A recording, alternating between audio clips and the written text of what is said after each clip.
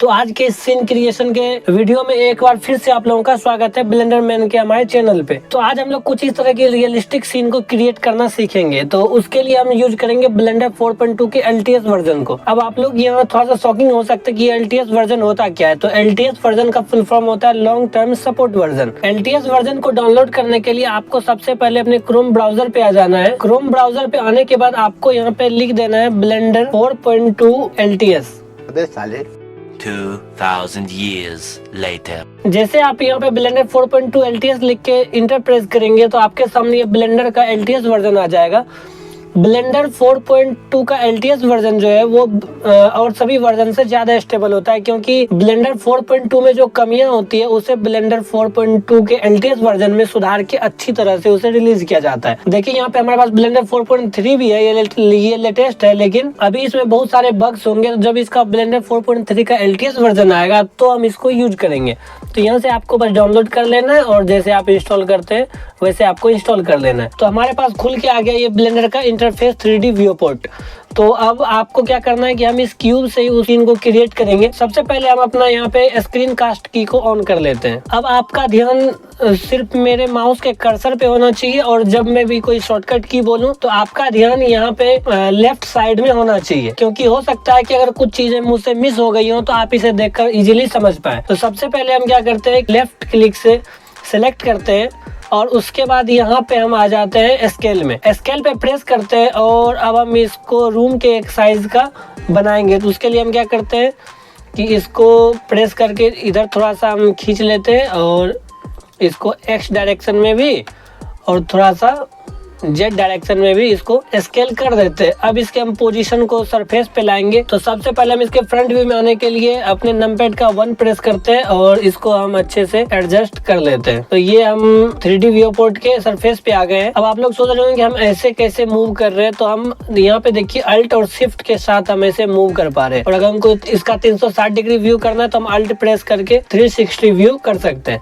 तो अब हम क्या करते हैं, इस क्यूब को सेलेक्ट करके हम टैब प्रेस करते हैं। इससे हम इसके एडिट मोड में आ जाएंगे और अपने कीबोर्ड का ऊपर का जो 3 बटन है आप उसको प्रेस करिएगा तो आप यहाँ से फेस सेलेक्ट मोड में आ जाएंगे। तो फेस सिलेक्शन में आने के बाद आपको क्या करना है कि एक फेस को सिलेक्ट करना है और अपने कीबोर्ड पे X प्रेस करना है, जिससे ये डिलीट होगा और फेसेस को सिलेक्ट करके डिलीट कर देना है। तो ये हमारे पास रूम का एक बेसिक स्ट्रक्चर आ गया। अब हम फिर से क्या करते हैं, टैब प्रेस करके ऑब्जेक्ट मोड में आ जाते हैं और सबसे पहले तो हम इस कैमरा को सिलेक्ट करेंगे और अब हम इस कैमरे को सेट करेंगे। तो इसके लिए कैमरा को सिलेक्ट करके हम यहाँ पे कैमरे वाला आइकन पे क्लिक करते हैं और उसके नीचे में यहाँ पे देखिए एक लॉक का ऑप्शन आ रहा है, तो इस पे प्रेस कर दीजिए। इससे क्या होगा कि आप कैमरा को अपने मन के मुताबिक इजीली मूव कर पाएंगे। तो यहाँ पे हम अपने कैमरा को एडजस्ट कर लेते हैं और इस लॉक को हम हटाते हैं फिर से और अब हम आ जाते हैं इसके बाहर। अब यहाँ पे आप लोग अगर नॉर्मल लाइफ में सोचे तो क्या जो रूम का स्ट्रक्चर होता है वो इतना पतला होता है? तो नहीं। तो इसको हमको थोड़ा सा इसका थिकनेस को बढ़ाना होगा। तो थिकनेस को बढ़ाने के लिए हमारे पास एक मॉडिफायर है, सॉलिडिफाई मॉडिफायर। तो इसके लिए आपको क्या करना है कि यहाँ मॉडिफायर वाले टैब पे क्लिक करना है, ऐड मॉडिफायर पे जाना है और यहाँ जनरेट से आपको वो मॉडिफायर मिलेगा, सॉलिडिफाई मॉडिफायर। तो आपको यहाँ से सेलेक्ट करना है और यहाँ आपको बस ऑफसेट को 3 सेलेक्ट करना है और यहाँ से आपको इसके थिकनेस को इंक्रीज करना है 0.6। ये आप पे डिपेंडेंट है कि आप इसके थिकनेस को कितना रखना चाहते हैं। तो ये हमने इसमें सॉलिडिफाई मॉडिफायर लगा के इसका थिकनेस को इंक्रीज कर लिया। अब हम इसमें विंडो ऐड करेंगे। तो विंडो को ऐड करने के लिए आप क्या करिए कि शिफ्ट A प्रेस करिए, मेश में जाके आप क्यूब को सेलेक्ट करिए और सबसे पहले तो हम इस क्यूब को बाहर निकाल लेते हैं। अब हम इसको क्या करते हैं, स्केल करेंगे। तो इसके लिए हम स्केल वाले ऑप्शन को चूज करेंगे और इसको हम विंडो के साइज का बना लेते हैं। ठीक है, तो मेरे अकॉर्डिंग ये सही लग रहा है। आप अपने हिसाब से इसको कर सकते हैं। अब हम फिर से क्या करते हैं कि मूव वाले गिज्मो पे प्रेस करेंगे और इसको इस विंडो को सेट करने का ट्राई करेंगे।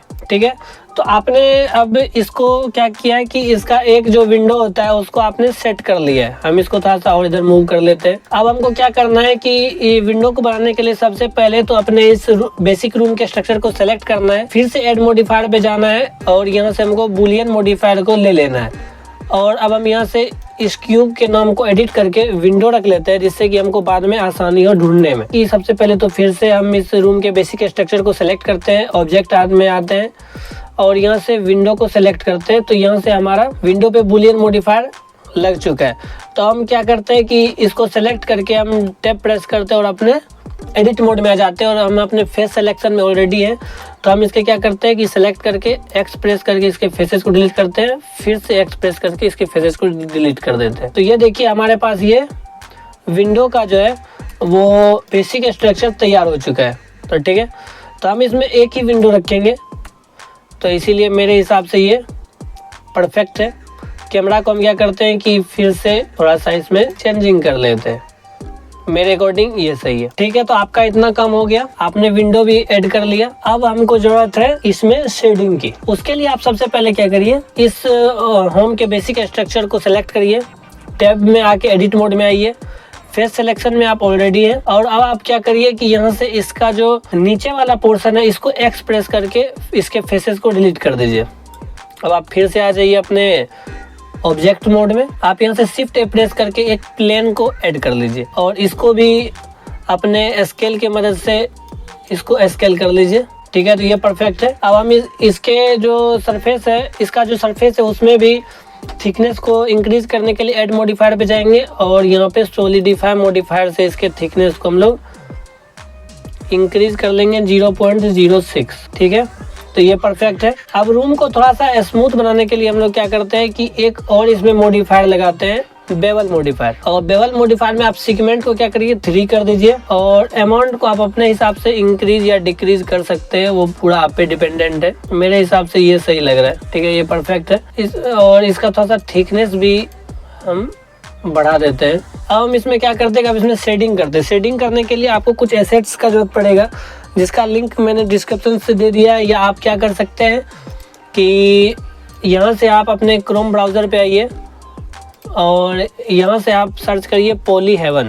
पॉली हेवन में एंटर करने के बाद आप यहाँ पे टेक्सचर में आएंगे, ब्राउज टेक्सचर पे क्लिक कीजिए। यहाँ पे आपको बहुत सारे टेक्सचर मिल जाएंगे, आप यहाँ से किसी को भी डाउनलोड कर सकते हैं अपने अकॉर्डिंग। यहाँ से आप ब्रिक का भी टेक्सचर ले सकते हैं, यहाँ पे आप प्लास्टर या कंक्रीट का भी टेक्सचर ले सकते हैं। क्योंकि हम अभी तो मेरे पास ऑलरेडी वो डाउनलोड है, आप डाउनलोड कर लीजिए। अब इसमें ऐड करने के लिए क्या करते हैं, सबसे पहले हमने फ्लोर को सेलेक्ट करते हैं और यहाँ से हम शेडिंग मोड में आ जाते हैं। शेडिंग में आने के बाद आपको क्या करना है कि यहाँ से न्यू पे प्रेस करिए। न्यू पे आने के बाद आपको एक चीज का और ध्यान रखना है कि यहाँ से आप एडिट में आइए, प्रेफरेंसेस में आइए और यहाँ से एड ऑन में आके आप नॉट रेंगुलर को यहाँ से अगर आपका ये अनचेक होगा तो आप इसको चेक कर लीजिए। और आप यहाँ से प्रिंसिपल BSDF को सिलेक्ट करिए और अपने कीबोर्ड पे Ctrl+Shift+T प्रेस करिए। तो यहाँ पे हमारे पास रॉक्स के हैं, तो हम इसमें नीचे जो है वो थोड़ा ज्यादा रॉक सब दिखाने वाले हैं, तो इसीलिए हम क्या करते हैं कि इसको सारे को सिलेक्ट करके प्रिंसिपल टेक्सचर पे क्लिक करते हैं। तो यहाँ पे देखिए ये ऑटोमेटिक सेट करके हमको दे दिया है। अगर आप इसमें छेड़छाड़ करना चाहें तो वो भी कर सकते हैं। कि मेरे हिसाब से तो ये परफेक्ट लग रहा है। तो हम यहाँ क्या करेंगे कि अब हम इसके मटेरियल प्रॉपर्टी में आएंगे और यहाँ से इसका सेटिंग को आप अगर ये ऑफ होगा तो आप इसको यहाँ से क्लिक करके इसको ऑन कर लीजिए और यहाँ से डिस्प्लेसमेंट में बम्प ओनली की जगह हम यहाँ पे डिस्प्लेसमेंट एंड बम्प कर देते हैं। तो ये हमारे पास एक इसका बेसिक टेक्सचरिंग तैयार है। तो अब हम क्या करते हैं कि अब हम सबसे पहले तो इस रूम के क्यूब को सेलेक्ट करते हैं और प्रिंसिपल DF को फिर से लेफ्ट क्लिक करके सेलेक्ट करते हैं और Ctrl+Shift+T प्रेस करके अब हम इस रूम का टेक्सचर ऐड करेंगे। आप यहाँ पे चाहें तो इस विंडो का टेक्सचर अलग कर सकते हैं, लेकिन हम इसमें भी उसी वॉल टेक्सचर का यूज करेंगे। तो इसको हम प्रेस करके Ctrl+Shift+T कर लेते हैं और इन सारे को सिलेक्ट करके हम इसमें भी उसी टेक्सचर का यूज करेंगे। तो मेरे हिसाब से ये सही है। आप अपने हिसाब से इसकी जो प्रॉपर्टीज है को चेंज करके अपने हिसाब से बेस्ट आउटपुट निकाल सकते हैं। हम यहाँ पे बस आपको एक बेसिक आइडिया दे रहे हैं कि आप इसको कैसे तैयार कर सकते हो। ये हमारे पास टेक्सचरिंग रेडी है। तो हम आ जाते हैं लेआउट में। लेआउट में आने के बाद अब हम आ जाते हैं यहाँ से रेंडर व्यू में। रेंडर व्यू में आने के बाद यहाँ पे आप देखिए कि ये बिल्कुल ही अंधेरा सा लग रहा है। तो इसके लिए हम यहाँ पे सन ऐड करेंगे। सन ऐड करने के लिए Shift A प्रेस करिए और यहाँ से लाइट में आके आप सन को सिलेक्ट कर लीजिए और इसको आप ऐसे बाहर सेट कर दीजिए और इसका जो एंगल है उसको आप रूम के अंदर कर दीजिए कुछ इस तरह। अब हम क्या करते हैं कि ये जो सन है के स्ट्रेंथ को इंक्रीज करते हैं। उसके बाद हम इसके कलर को थोड़ा सा वार्म रखेंगे। ठीक है, इतना मेरे लिए परफेक्ट है। हम इसमें कुछ एसेट्स को भी ऐड करेंगे, इसको थोड़ा सा और डरावना दिखाने के लिए कि तो हम यहाँ पे सबसे पहले तो इसमें एक ट्री ऐड करेंगे। आप उसको स्केचफेब से भी डाउनलोड कर सकते हैं। अगर आपके पास ये एड ऑन नहीं हो तो सिंपली आपने क्रोम ब्राउजर पे जाइए और यहाँ पे आप सर्च कर दीजिए ब्लेंडर किट। यहाँ पे देखिए ब्लेंडर किट एड ऑन आ गया। आप यहाँ से डाउनलोड करिए, अपने ब्लेंडर में आइए और यहाँ से एडिट में आइए, प्रेफरेंसेस में आइए, एड ऑन्स में आके आप यहाँ से इस पे क्लिक करके इंस्टॉल फ्रॉम डिस्क से आप उसको इंस्टॉल कर सकते हैं। तो यहाँ पे देखिए तो ये बहुत सारे पेड भी है, लेकिन हम इसमें फ्री एसेट्स का यूज करेंगे। तो सबसे पहले हम क्या करते हैं, एस प्रेस करके इसके स्केल को कम कर देते हैं। जब आप यहाँ पे एस प्रेस करके इसको कम करिएगा तो आप देखिएगा कि इसका जो लीव्स वाला पोर्शन है वो अलग हो चुका है। और यहाँ पे ये देखिए, और अब हम इसका यूज करेंगे क्योंकि इस रूम को हमको ऐसा दिखाना है कि ये एक हॉरर रूम है। तो हम इसके लिए कैमरा एंगल में आ जाते हैं और यहाँ से इसको थोड़ा सा और स्केलिंग को कम करना होगा और यहाँ से मूव टूल के मदद से हम इसके आधे पोर्शन को इसके अंदर ले आते हैं। यहाँ से अब हम सबसे पहले क्या करते हैं, रेंडर इंजन में इसको साइकिल पे सेलेक्ट करते हैं, CPU से GPU करते हैं और यहाँ मैक्स सैंपल को हम इसको 60 कर लेते हैं जिससे कि ये हमारा थोड़ा स्मूथ लगे। और यहाँ से हम इसके डिनॉइज को ऑन कर लेते हैं। और अब हमको इसके सन के स्ट्रेंथ को भी बढ़ाना होगा, तो इसके लिए हम इसके सन में आ जाते हैं और इसके स्ट्रेंथ को हम 45 कर लेते हैं। ठीक है, यहाँ तक तो सारी चीज़ें परफेक्ट। तो अब मेरे अकॉर्डिंग ये थोड़ा सीन सही लग रहा है। तो सबसे पहले हम क्या करते हैं कि इसके व्यू को रेंडर व्यू से हटा देते हैं, क्योंकि उससे क्या होगा कि हमारा प्रोजेक्ट क्रैश होने का खतरा बना रहेगा। अब हम क्या करते हैं, इसमें एक चेयर को भी ऐड कर देते हैं।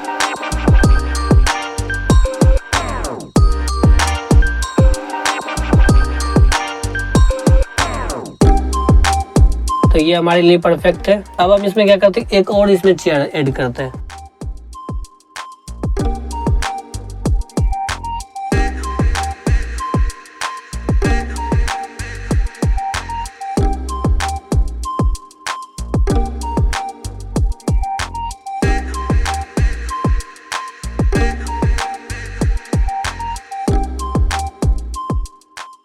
कि इसमें एक HDRI ऐड कर दीजिए। तो HDRI ऐड करने से क्या होगा कि इसमें थोड़ी सी और डिटेलिंग आ जाएगी और जो अभी खिड़की के बाहर आपको खाली सा लग रहा है तो उसमें एक HDRI आ जाएगा। तो आप HDRI पॉली हेवन से भी डाउनलोड कर सकते हैं, मेरे पास ऑलरेडी है। तो यहाँ से आपको सबसे पहले वर्ल्ड प्रॉपर्टी में आ जाना है, उसके बाद आप यहाँ से कलर में आइए, फिर एनवायरनमेंट टेक्सचर पे आइए और यहाँ से आप ओपन करके यहाँ से HDRI को सिलेक्ट करिए और हम इस HDRI का यूज करेंगे। तो यहाँ से ओपन पे आप कर दीजिए। यहाँ से हमको लग रहा है कि सन के स्ट्रेंथ को थोड़ा सा और इंक्रीज करना चाहिए, तो हम यहाँ से इसको थोड़ा सा और इंक्रीज करते हैं। ठीक है, इतना परफेक्ट है। अब हम इसमें क्या करते हैं कि इसमें फॉग ऐड करने के लिए व्यूपोर्ट शेडिंग मोड में आ जाइए और यहाँ से आप क्या करिए कि एक और Shift+A प्रेस करके एक और क्यूब लीजिए और यहाँ से इसको स्केल की मदद से इसमें जितने सारे भी एसेट्स आ रहे हैं उन सबको ढक दीजिए।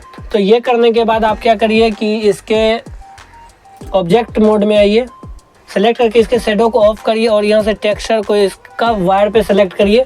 उसके बाद आप यहाँ से शेडिंग मोड में इसके आ जाइए। यहाँ से आप न्यू पे क्लिक कीजिए। न्यू पे क्लिक करने के बाद आपको यहाँ सबसे पहले तो इस प्रिंसिपल BSDF को डिलीट कर देना है और Shift प्रेस करके यहाँ आपको प्रिंसिपल वॉल्यूम को ऐड कर देना है और इसके वॉल्यूम को इसके वॉल्यूम से ऐड कर देना है। अब आप यहाँ से क्या कर सकते हैं कि इसके डेंसिटी को भी कंट्रोल कर सकते हैं, फॉग के डेंसिटी को।